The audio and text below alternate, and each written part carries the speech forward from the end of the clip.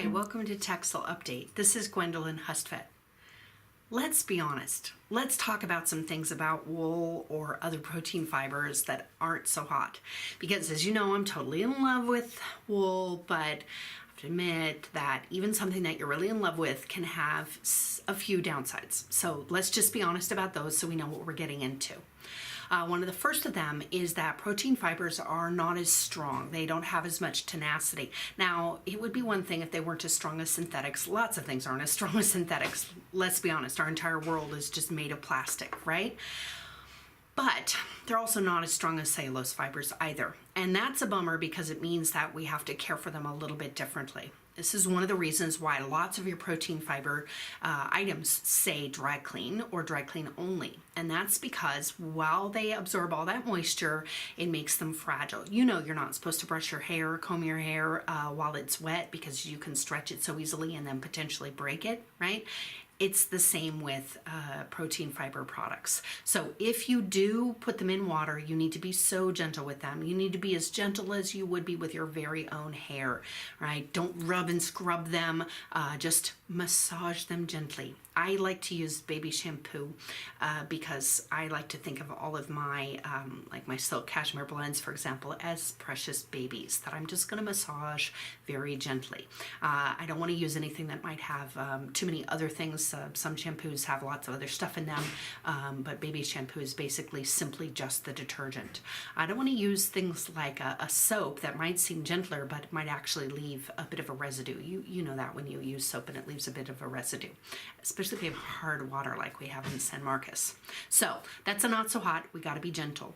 They're not very abrasion resistant, just like our own hair. If we rub it a lot, we can break it. They also have some issues with dimensional stability, so they might shrink or they might stretch a little bit, especially wool, and I'm going to talk about that in a whole separate video. So all three of those things mean you need to be careful when you care for them. You can't just throw them in the washer and expect for them to be fine. Delicate setting or delicately treating them like a baby in your own little sink. Another issue is that they are not very UV resistant. You know this again, that your hair will bleach if it's in the sun. Silk is not UV resistant, and so interior designers need to remember this when they specify silk for lovely things like drapery. You want to make sure you have UV resistant film on the windows. They are not resistant to oxidizing agents, right? So in the same way that bleach damages our hair, bleach will damage protein fibers. Pretty much anything that's going to damage your hair is going to damage protein fibers because, right, your hair is made of protein fibers. So chlorine bleach, this is actually one way we identify protein fibers. We put the chlorine bleach on them, and if bubbles come out, it's oxidizing. Boo, okay? But then that tells us that it's actually a protein fiber instead of something that might seem similar like acrylic. The alkali in your perspiration can potentially damage them. That's a little rarer, and different people have slightly different pHs for their perspiration. So I wouldn't really worry about that too much. Dry heat can damage them. So like, you know, the same as your hair, right? So getting it super dry or over drying it can be bad for them. And they can be damaged by insects that want to eat them. And just, we're not going to think about that with our hair, okay? But the important thing to remember is that the insects they don't go for the protein first. They're going for the food, like the salad dressing that you spilt on your cashmere sweater. They eat that. That smelt good, so they came over to try it out. And then they stayed for the main course, which was the protein fiber.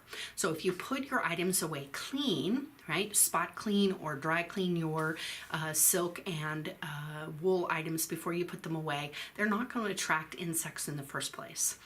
This can also be problematic if you spec a wool or silk carpeting in a dining area, because the food falling off of the table is going to leave stains on that particular carpet. So that may be one place where you seek out a synthetic carpet if you're doing a design for a home.